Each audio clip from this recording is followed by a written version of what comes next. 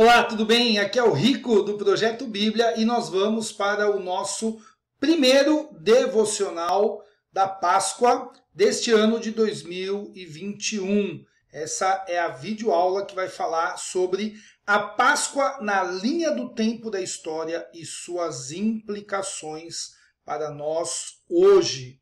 Você tem aí essa imagem onde cada um dos eventos é um devocional. E hoje vamos estudar ali o primeiro, libertação do Egito. Então aí estão as 3 lições e nós vamos olhar a primeira lição. Esse é o material que você tem em mãos, você já baixou aí, imprimiu ou não, mas aí a lição já está bem completa para você observar. Essa imagem, ela mostra a Páscoa em 3 atos, ou melhor, a linha do tempo, pegando o Antigo Testamento, o Novo Testamento, quando Jesus morre e ressuscita, e também olhando para a eternidade. E dentro da imagem da libertação do Egito, nós ampliamos e aí damos uma visão panorâmica para você ajudar as crianças sobre os eventos que aconteceram ali, dando uma ênfase para o sangue nos umbrais das portas, que salvava o primogênito das casas, né, dos judeus, do povo de Israel, que estava com esse sangue na porta.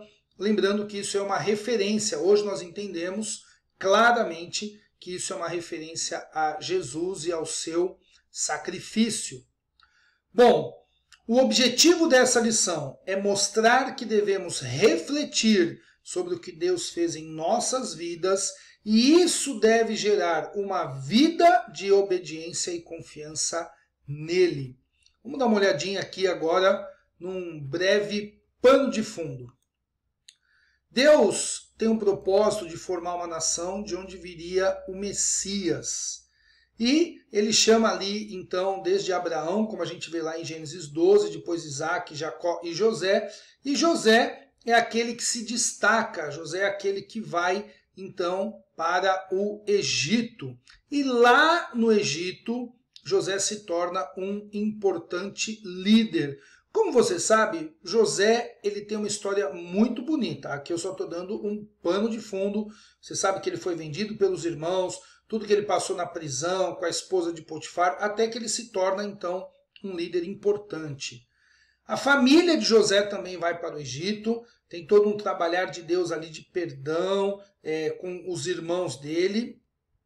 Só que José morre, se passam 400 anos, o povo de Israel cresce e passa a ser visto como uma ameaça. Faraó começa a oprimir o povo, que, por sua vez, clama a Deus, e Deus, então, levanta Moisés. Aí começa, né, a conversa de Moisés com Faraó, a dureza do coração de Faraó, então vem as 10 pragas. Lembrando que, quando Deus chega para Moisés, ele fala assim, olha, eu vou tirar o povo do Egito, o clamor deles chegou até mim, mas Deus já tinha todo um propósito desde lá do chamado de Abraão. E são as 10 pragas que marcam essa retinha final do tempo que o povo está ali no Egito. E a 10ª praga é quando tem então a instituição da Páscoa. Cada casa, na noite que eles seriam libertos, elas teriam então uma marca do sangue de um cordeiro. As casas que não tivessem a marca desse sangue, o primogênito iria morrer. É muito interessante porque a palavra Páscoa, ou Pessah em hebraico, significa passar por cima. Ou melhor, Deus não iria matar o primogênito que estivesse na casa com a marca do sangue. Ele iria passar por cima. E a casa que não tivesse a marca com sangue, o primogênito iria morrer. O sangue significa que alguém já morreu ali. O mesmo cordeiro que morria e para que o sangue dele fosse colocado na porta, é o cordeiro do qual eles iriam se alimentar. E além do cordeiro, eles iriam comer ervas e o pão, tinha todo um significado ali. Agora, o legal é o seguinte, quando, então, diante das casas, ele olhasse para os umbrais da porta e ele visse o sangue, ele ia falar o quê? Aqui alguém já morreu, teve uma morte substitutiva.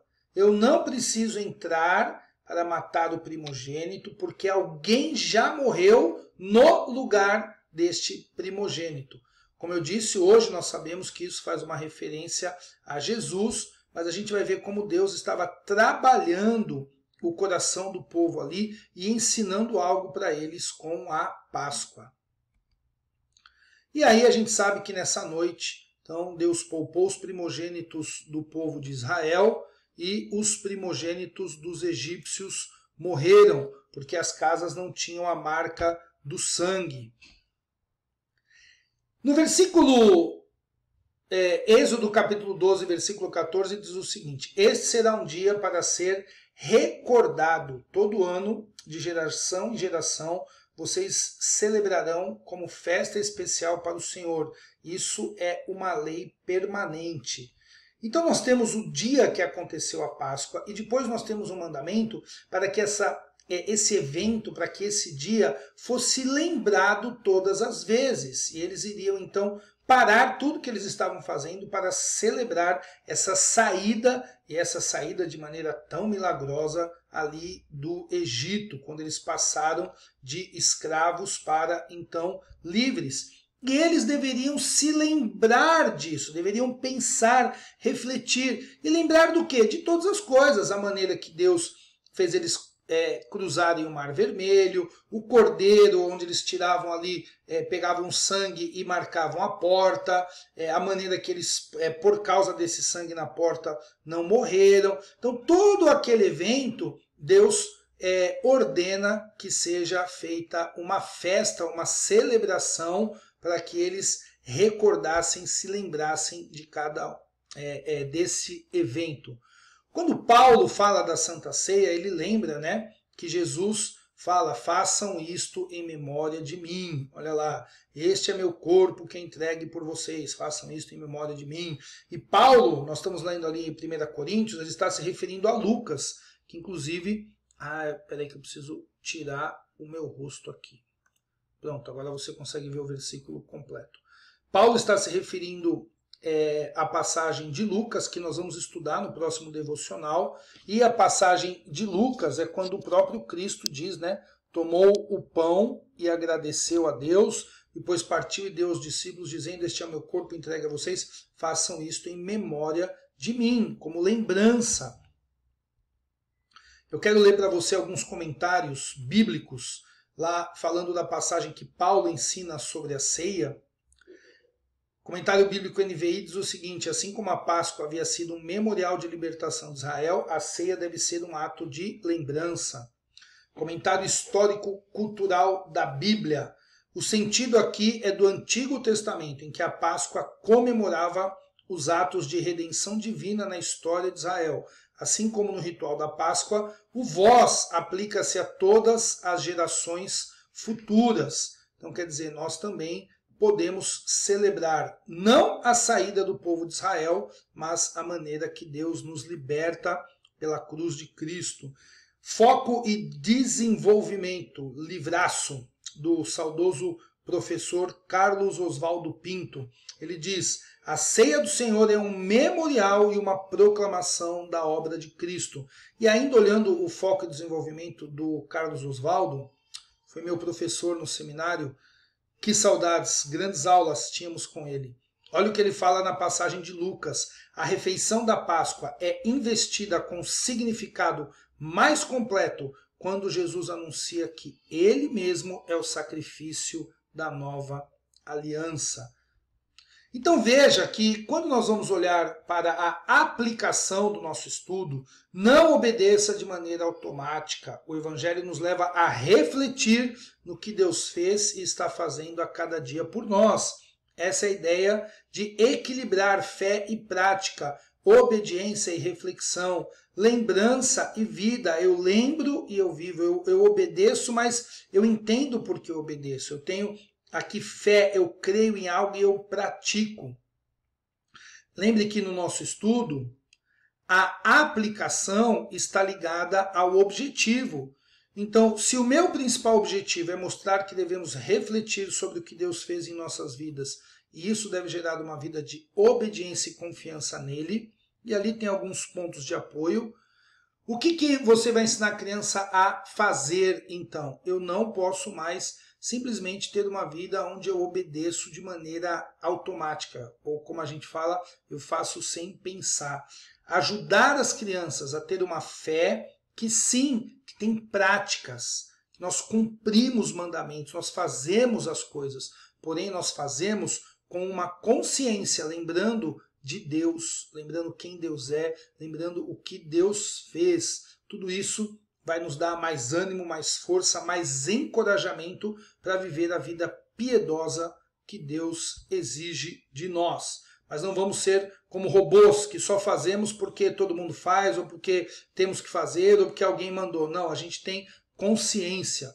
Então, é uma reflexão sobre quem Deus é e o que faz, que leva a uma prática e uma obediência. É a nossa relação de meditar na palavra, aprender, lembrar a respeito de quem é Deus, do que Ele faz, e isso gerar vida, isso gerar uma vida piedosa, isso gerar prática. Lá no estudo, você vai ver que tem algumas perguntas para discussão, e a ideia é que você comece com coisas triviais. Por que vai para a escola? Por que escova os dentes? Porque senão meu dente fica estragado, fica podre. Você vê como tem um motivo para você escovar o dente? Então, por que liste outras coisas? Por que eu tenho que comer comida saudável? E por aí vai. Faça esse exercício, esse bate-papo com as crianças. E aí depois pense nas coisas mais importantes, que não são triviais, mas são extremamente importantes. Já parei para pensar sobre Deus, o que Ele fez por mim ao me salvar do pecado? Se eu preciso ser salvo do pecado, o pecado é algo bom ou ruim? Inclusive aqui a gente combate a graça barata, né? Já que Jesus perdoa e eu sou salvo do pecado, então eu posso pecar? Não! Se eu preciso ser salvo, ninguém é salvo de algo bom, a gente só é salvo de algo ruim. Então por que é importante para a igreja? Por que é importante orar e meditar na palavra? Leve as crianças a fazer esse exercício em sala de aula, ok? Depois tem o jogo da memória, que a gente reforça aí a ideia de pensar. Então, você tem que pensar bem ali onde está a carta para virar correto. Então, use isso como uma analogia, uma brincadeira, uma dinâmica, para mostrar para as crianças a importância de pensar. E depois nós temos um jogo, que é um jogo muito legal, que chama Desenhe Pensando. As crianças terão que, separados em grupos, fazer um desenho que eles não estão vendo. Então um grupo escolhe um desenho, por exemplo, esse hambúrguer aí. E aí ele vai ter que simplesmente falar para o outro grupo. O outro grupo não está vendo o hambúrguer, mas eles têm que pensar bem naquilo que eles estão falando, porque ele tem que desenhar igualzinho. O tamanho, a proporção, a cor, é um pão, e tem aqui o gergelim, é mais ou menos assim, deixa eu ver quantos são, 1, 2, 3, 4, 5, 6, 7, 8, são 8 gergelins, tudo. E esse não é um jogo de competição, esse é um jogo de colaboração, porque no final você vai comparar os desenhos, e quanto mais parecido estiver o desenho, vale aí quem ganha, tanto quem fez o desenho, que prestou atenção no que falou, quanto quem também comunicou e falou. Gente, essa brincadeira é muito legal. É isso aí. Siga o Projeto Bíblia nas redes sociais, Instagram, Facebook e YouTube. É só digitar lá /Projeto Bíblia BR.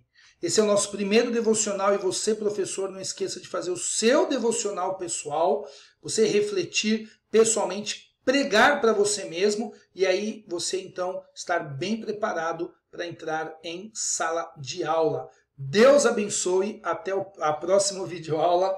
Tchau, tchau. Valeu.